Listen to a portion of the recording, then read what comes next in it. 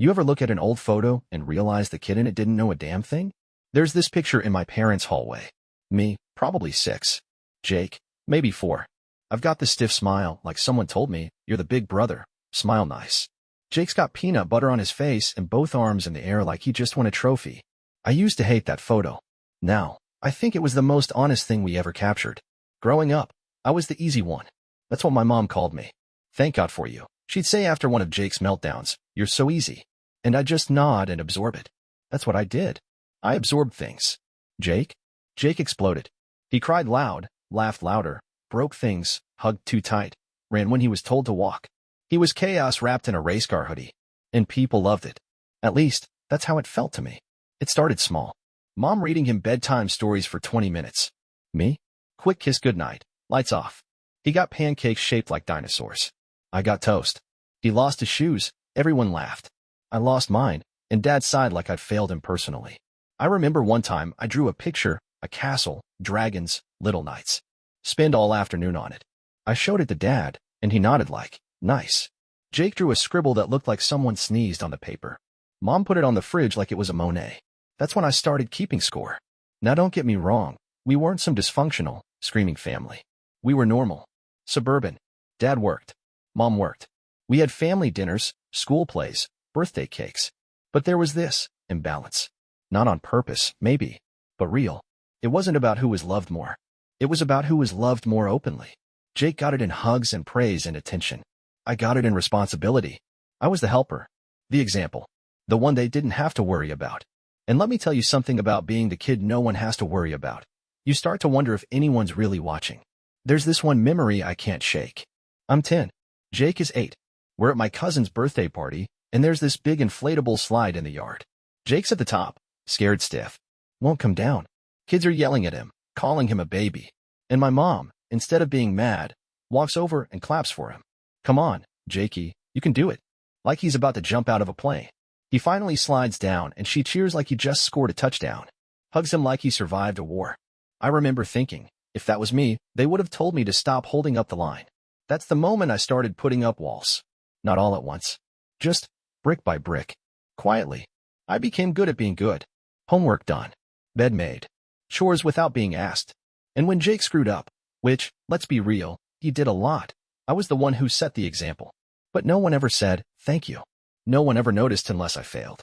And when I did fail, the disappointment in their eyes felt 10 times heavier. Like I wasn't allowed to mess up because I was the easy one.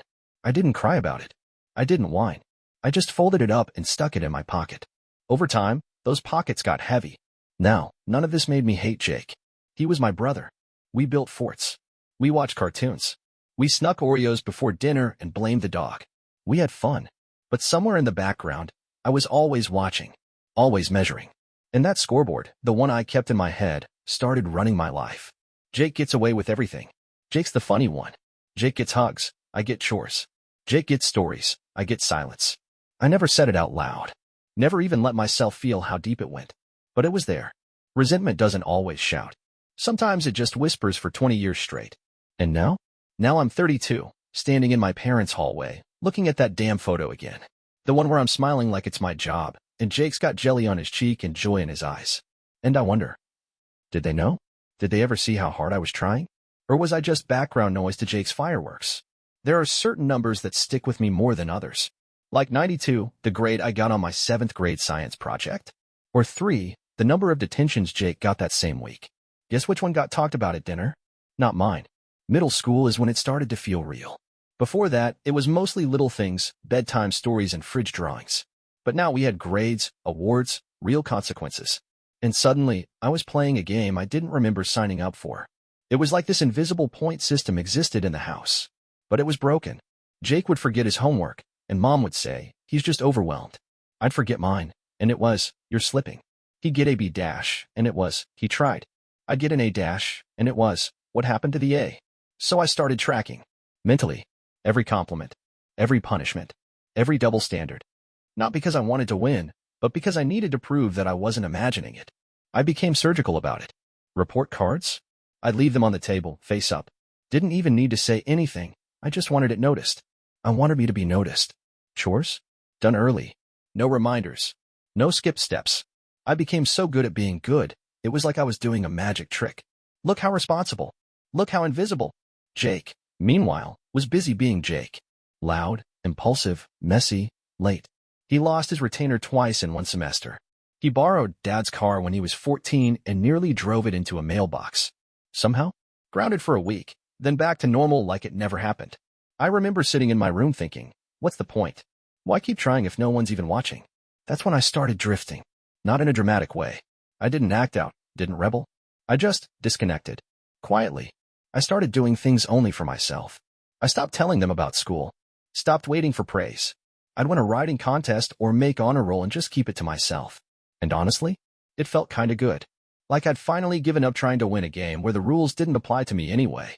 But here's the thing about shutting down emotionally. You think it protects you, but it also blocks everything else out. Like love. Like connection. I remember one night, Jake was maybe 13, I was 15. We were brushing our teeth side by side, and out of nowhere he says, "Do you ever feel like you don't belong here?" I paused. He was staring at the mirror, not at me. I wanted to say, yeah, every damn day. But all I said was, "What do you mean?" He shrugged. "I don't know. Just feels like they don't really get me. I mess up, and everyone makes a big deal about it, but I still feel like no one really cares." That threw me. Because in my mind, he was the golden boy. He was the one who didn't have to worry about being understood. He got love no matter what. But in that moment, I realized something kind of devastating. He felt just as unseen as I did, just in a different direction, and I didn't know what to do with that. So I did what I always did, nothing. We finished brushing our teeth. He went back to his room, and the silence between us grew a little thicker. We started to feel more like roommates than brothers. We'd still have moments, inside jokes, dumb video game marathons, teaming up to prank our cousin during family get-togethers. But the closeness? It was wearing thin. I think the saddest part was, we both wanted connection, we just didn't know how to give it to each other. I was so wrapped up in my own quiet jealousy, I couldn't see his. He was so busy trying to be liked, he couldn't admit he looked up to me. And our parents? Good people. But they were busy too, working, paying bills, dealing with life. I don't think they noticed the gap growing. Or maybe they did, but didn't know what to do with it either. I remember once, in 9th grade, I came home with a 4.0 GPA. I was proud. Really proud. I left the paper on the counter like always, expecting maybe a good job, or something just a nod. That night, Jake gets caught skipping class. Dad raises his voice for the first time in weeks. Mom's crying in the living room. It's a whole thing. My 4.0? Still sitting on the counter the next morning. Unread. I folded it up and threw it away before school. Never brought it up again. That was the first time I said the sentence in my head. They only see me when I fail. And once you believe that, it's hard to unbelieve it. It becomes your compass. Your operating system. You stop aiming for connection and start aiming for low maintenance. Just be easy. Be invisible. Don't rock the boat. Jake rocked the boat every week. And deep down, I think I hated him for being allowed to. One night, we were sitting in the living room. Jake was grounded again for something dumb, sneaking out or failing a test. I forget which. I was doing homework. Our parents were arguing in the kitchen in that low, muffled way they thought we couldn't hear. Jake looked over at me and said, "You think if I was more like you, they'd stop fighting?" I didn't answer. But that question haunted me. Because it made me realize Jake wasn't winning. He wasn't the golden boy. He was just loud. And scared. And figuring it out the only way he knew how. Just like me. But at the time, I didn't see that. I only saw the scoreboard. And it said, Jake, loved for who he is. Me, loved for what I do. And no matter how many gold stars I collected, it never felt like enough. You ever get really good at something you don't even like? That was me in high school. I became excellent at being fine. You ask me how I'm doing? Fine. Need help with anything? Nope, I'm good. Want to talk about what's going on? There's nothing going on. Inside? I was exhausted. Outside? I wore it like a medal. I joined every club. Took every AP class. Got up early. Stayed up late. Captain of the soccer team by junior year. Volunteer hours. Tutoring. I was stacking up trophies like I was building armor. And part of me was proud of it. Still am, if I'm honest. It felt good to be competent. It felt like control. But another part of me, the part one didn't admit even to myself, was trying to answer one quiet question. Will they finally see me if I never give them a reason to worry? Jake, meanwhile, was riding the opposite escalator. Skipped class. Smoked behind the rec center. Got caught shoplifting once, just a candy bar. But still. Fought with my parents constantly. Slammed doors like it was a competitive sport. He was loud in all the ways I was silent. And weirdly, that made him the center of everything. Family meetings were about Jake. Dad's stress? Jake. Mom's tears in the laundry room? Jake again. Me? I kept getting praised for how mature I was. But praise started to feel like a consolation prize. Because when you're carrying the weight of being the strong one, no one ever asks if you're tired. There was this one day I'll never forget. Senior year. I just won this regional writing competition, big deal, 100 schools involved. My English teacher made a whole announcement in class, even got me a certificate. I came home, certificate in my backpack, head buzzing with that rare, warm feeling of maybe I'm enough. Walked into the kitchen, and Jake sitting at the table, tears in his eyes. Mom's holding his hand. Dad's pacing. He'd gotten suspended for something. Again. I stood there, backpack still on, waiting for someone to notice me, to ask me what was up. No one did. So I went upstairs, closed my door, and tacked the certificate on the inside of my closet door, where no one could see it but me. I remember thinking, it's not that they don't love me. They just don't need to. And that might be the loneliest kind of love.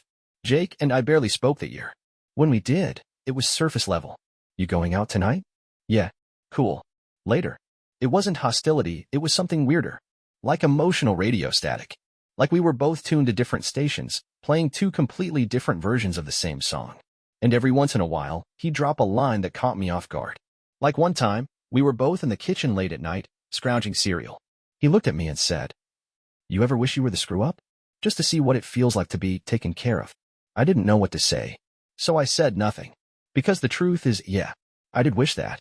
More than I wanted to admit. High school graduation came. I had cords around my neck. Honors. Awards. A whole folder of, "You're going places," speeches. Jake didn't even come to the ceremony. Said he was sick. I don't know if he was. I didn't ask. And honestly, I didn't want him there. Because part of me, the bitter part, wanted that moment to be mine. Just once. But when I looked into the crowd and saw my parents clapping, smiling, proud, I felt nothing. Because somewhere deep inside, I knew. They were already thinking about how Jake was doing. Later that night, we had a little backyard dinner. Balloons, burgers, the usual. Jake finally showed up halfway through, wearing a hoodie and sunglasses like he was hungover. He gave me a fist bump, said "Congrats, man," and grabbed a plate. I looked at him and felt this strange mix of things I couldn't untangle. Jealousy. Resentment. Guilt. Love. He didn't stay long. Said he had to meet some friends. I watched him walk out the gate and felt like I was watching a version of myself disappear.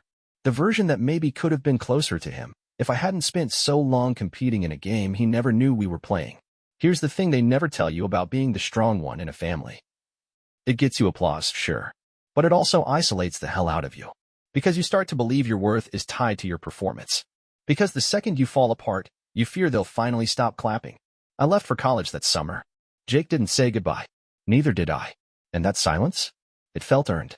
Like the final score of a game no one won. I thought leaving would fix it.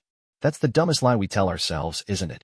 That if we just change the zip code, everything inside us will rearrange itself into something new. Clean. Untouched. So yeah, I left for college 2 states away with a loaded car, a full scholarship, and what I thought was a clean emotional slate. But you don't escape what you've never unpacked. You just carry it quieter. I got to school and did what I'd always done. I performed. I joined campus groups. I woke up early. I got a job. Straight A's. Professors loved me. Friends thought I had it all together. But under all of that was this ache I couldn't name. At first, I blamed it on being homesick, until I realized I wasn't. I didn't miss home. I missed the version of me I thought might finally exist if I wasn't constantly compared to my brother. But that version, he didn't show up either. Jake and I didn't talk much that first year. I'd get texts from my mom. "Jake's okay. Jake's struggling again. Jake asked about you." I never responded to the last one. There was still too much static between us. Too much history buried in half conversations and swallowed pride. And honestly, I didn't know who I was outside of being not Jake. So when he wasn't around, I wasn't sure who I was at all. One night, I came back to my dorm to find a voicemail from my dad. That alone was weird. He never left voicemails. His voice was low and tired. "Hey, bud. Can you give your mom a call when you have a second? Nothing urgent. Just she could use your voice right now." That nothing urgent tone? It was code. Parent language for, something's wrong, but we don't want to scare you yet. So I called. Jake had gotten into a car accident. He was fine mostly, but the other car wasn't. DUI. His second. He wasn't in jail, but it was close. Mom's voice cracked when she said, "We're not sure what to do anymore." I didn't know what to say either. I should have felt something stronger. Fear, anger, sadness. But mostly, I just felt tired. I thought, of course Jake did this. Then immediately after, God, what's wrong with me for thinking that? And then the worst thought. This would be so much easier if I just didn't care. But I did. That's the trap with family. Even when you try to stop caring, love leaks through the cracks. Even resentment can't patch every hole. I didn't go home that Thanksgiving. I said I was busy with work, with finals, with anything. But the truth, I didn't want to walk back into that house and feel like a stranger wearing my own face. I didn't want the small talk. I didn't want the elephant in the room, the one that looked like Jake and sounded like silence. I wanted distance. So I stayed. But then Christmas came, and something in me softened. Or cracked. Maybe both. Mom begged me to come. Said she'd make that awful green bean thing I weirdly loved. Said Jake would be there too, but he's mellow now. I didn't believe her. But I went. And that was the first time I really saw Jake in years. He looked different. Older. Not in a mature way. More like life had taken a few swings at him and didn't miss. We said hi like two guys who used to be on the same team, but forgot the playbook. Dinner was fine. Quiet. Polite. Like a group of actors in a family-themed play. And then after dinner, I was in the garage grabbing drinks when he came in behind me. Closed the door. We stood there in the cold for a full minute before he said, "You think I'm a screw-up, don't you?" I didn't answer. He nodded like I had. I probably would too. Then he sat on the old lawn chair and sighed. "It's weird. I spent most of my life thinking you were perfect. That mom and dad just loved you more because you were easy. And then I realized maybe they were just tired. And I made it worse." I looked at him, for the first time in a long time, and I didn't see my rival die. I saw my brother. A broken one, yeah, but not all that different from me. I sat down next to him. Didn't say much. Just sat. And for once, that was enough. That night, I didn't sleep much. I kept thinking about all the years we spent walking around each other like landmines. Me trying to win a competition no one else was playing. Him trying to be noticed, even if it meant falling apart in public. Neither of us asking for what we needed. And both of us quietly blaming the other for how we hurt. Going back to school after that felt strange. Like I'd opened a door I didn't know was even there. And once you see the hallway behind it, all those memories, all that meaning, you can't unsee it. So I started writing about it. Not in essays. In my journal. Just for me. Stories from when we were kids. Notes about what I felt. Questions I never asked. Like, was I ever enough just by being me? Did Jake ever actually feel loved? Or just rescued? Would I have turned out the same if we switched roles? And the one that hurt the most. If I never forgive him, what does that make me? Some turning points don't look like anything special when they're happening. Just two brothers in a cold garage, the hum of an old beer fridge, and the weight of decades sitting between them on the concrete floor.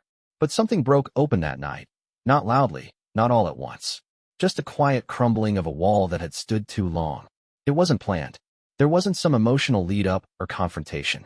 No one stormed out or raised their voice. Just silence at first. Heavy but comfortable.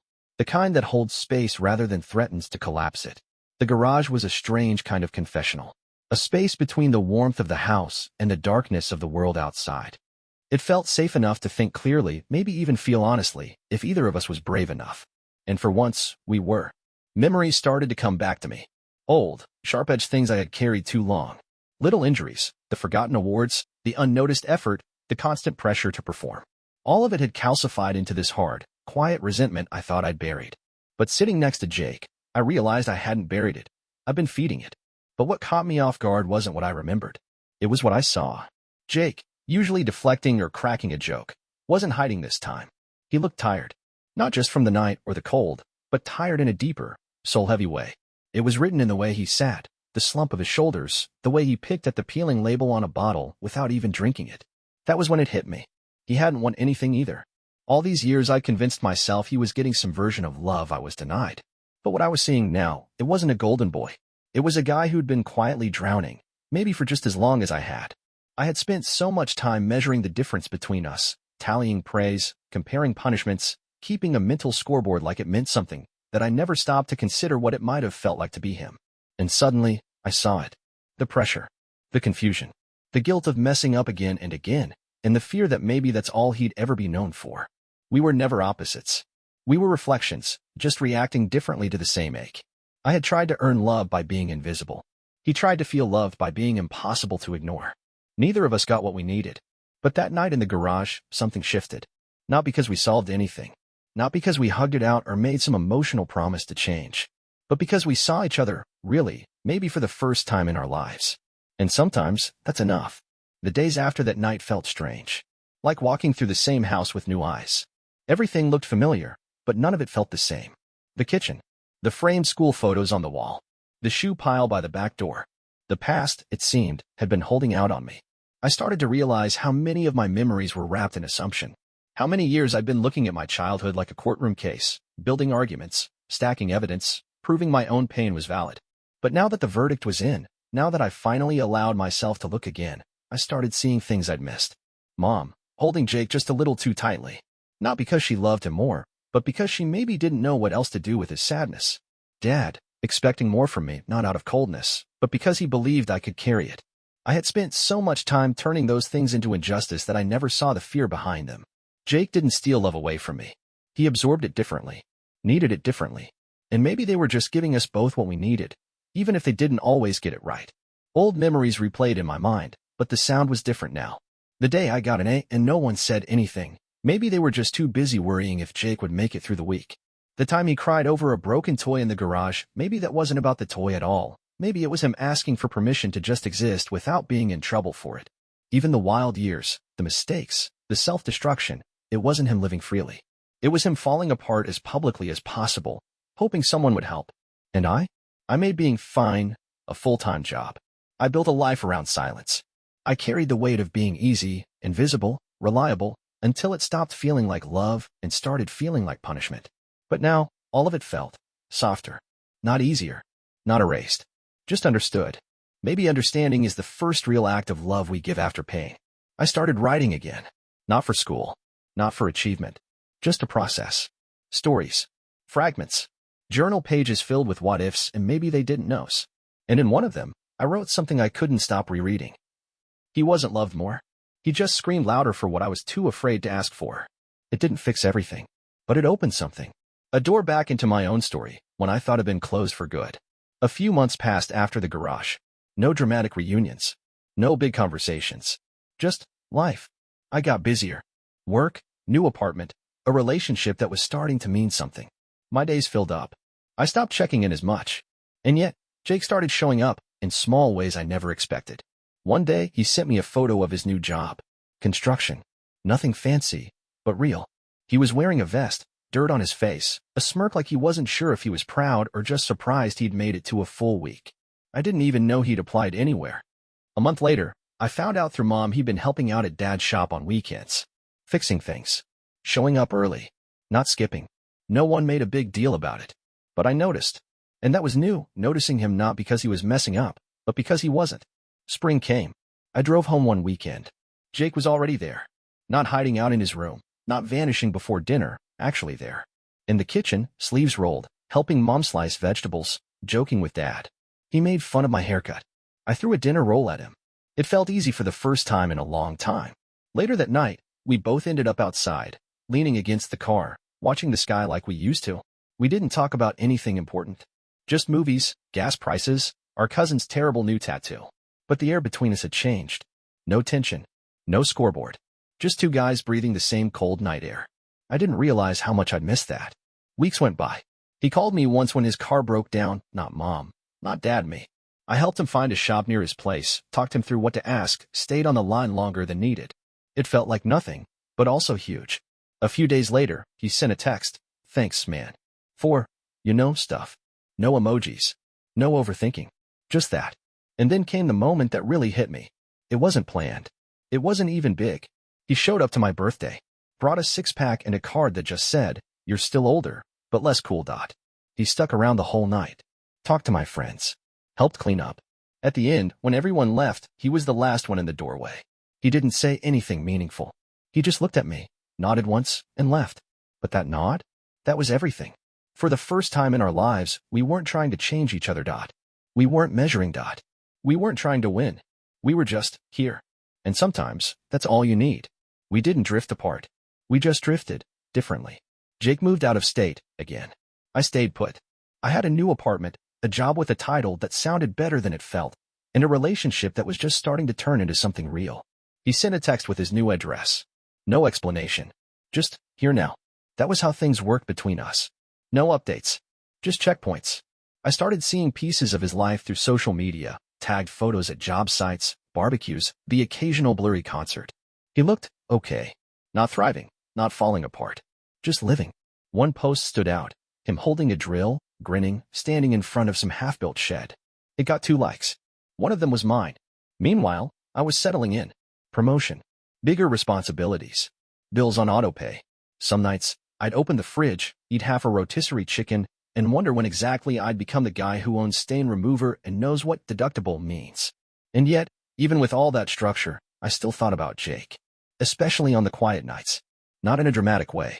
Just wondering if he was okay. We started crossing paths more. At holidays, sure, but also in between. He'd show up early sometimes. Not out of obligation. Just to help set the table. He made stupid jokes, taught my girlfriend how to beat me at cards, offered to grab things from the store. Once, when Mom threw out her back, he was the first one there, drove 2 hours with a heating pad and a bag of soup. It wasn't flashy. It was intentional. There was one weekend we ended up at the same wedding a cousin neither of us liked, but the food was good. We ended up at the same table, surrounded by old people we barely knew. He leaned over mid-meal, made a joke about the DJ, and suddenly we were 13 again, sneaking cookies during a family reunion. We laughed. Real laughter. Not nostalgia, not pretend. Just 2 adults, who happened to be brothers, finally at ease in the same moment. Later that night, he gave me a ride back to my hotel. We didn't talk much on the drive. I watched the road. He hummed along to the radio. It was the simplest kind of peace, and one I never thought we'd earn. Not through forgiveness, but through consistency. We weren't undoing the past. We were building over it. Our lives were still different. I had spreadsheets and meal prep and a partner who wanted kids. He had long hours, roommate stories, and weekend trips that turned into Monday call-offs. But every so often, we'd overlap, a call, a visit, a shared silence. And it was enough. We'd finally stopped trying to be versions of each other. Now we were just brothers. My son was born on a Thursday. It was raining outside, light, steady, like the world knew something was about to start and wanted to clean the slate first. I remember holding him for the first time. Tiny, quiet, heavy in a way that had nothing to do with weight. And immediately, I thought, how the hell do I not screw this up? The hospital room was dim, quiet except for monitors and the low buzz of fluorescent light. My wife was asleep. The baby was on my chest, breathing like a feather, his fingers twitching every now and then like he was dreaming already. I stared at him, and the memories hit like a flood. Me and Jake in bunk beds. Dad's tired eyes over the kitchen table. Mom folding laundry with the TV humming behind her. All of it, suddenly alive again, not distant, not blurry. Just real. And here. That first week home was chaos. I was exhausted. My wife was healing. The baby cried like it was his job. And in between the bottles and burp cloths, I kept thinking, how do you love fairly? Not equally fairly. Because here he was, brand new, completely helpless, and already different. Already needing things I didn't expect. And I remembered something my mom once said, we don't love kids the same way. We love them in the way they need. I hadn't understood that back then. Now I did. Jake came to visit 2 weeks in. He didn't bring gifts. He brought takeout and quiet energy. Stepped inside, took one look at the baby, and smiled without saying much. He held him like he'd done it before. Confident, calm. I hadn't even known he liked babies. He rocked him gently while I finally ate something hot for the first time in days. It was the first time in our lives where I felt like we were on the same level. Not better, not worse. Just 2 men in the middle of life, holding something new and delicate and terrifying. Later that night, when everyone else was asleep, I sat in the living room alone. The baby monitor glowed on the table. The sound of slow breathing echoed through it. And I thought about my dad. How many nights he must have done the same thing. Sitting in a dark room, wondering how to raise 2 completely different sons without losing himself in the process. I judged him so harshly for things I hadn't even begun to understand. But now I saw the cracks in the armor. The fatigue behind the rules. The decisions made not out of favoritism, but out of triage. No one ever tells you how hard it is to split your heart between 2 people who need different versions of you. And maybe, just maybe, my parents did their best. Maybe Jake and I were never ignored or overloved. Maybe we were just raised by people who were learning as they went. The same way I was now. Weeks turned into months. I got better at diapers. At routines. At soft voices in the dark. And every so often, Jake would show up. No agenda. Just hands in pockets, a smirk, and the kind of presence that didn't need to say much. He'd hold my son like it mattered. Like he understood something about gentleness no one had ever taught him, and maybe that was true. Maybe the fire he carried all those years had burned just long enough to light the way for someone else. He wasn't the uncle I expected. He was better. He didn't give advice. He didn't hover. He just showed up. Consistently. Quietly. And in those moments, the past didn't disappear. But it stopped hurting. And that might be the closest thing to healing we ever get. It happened on a Sunday. The whole family was at the house, not for anything big. No holidays. No reunions. Just a regular weekend dinner that had somehow turned into a full house again. There was laughter. The clatter of plates. A burnt casserole someone forgot to cover. Kids running through the hallway, shouting names and forgetting rules. A mess, but a warm one. Jake was there. I was there.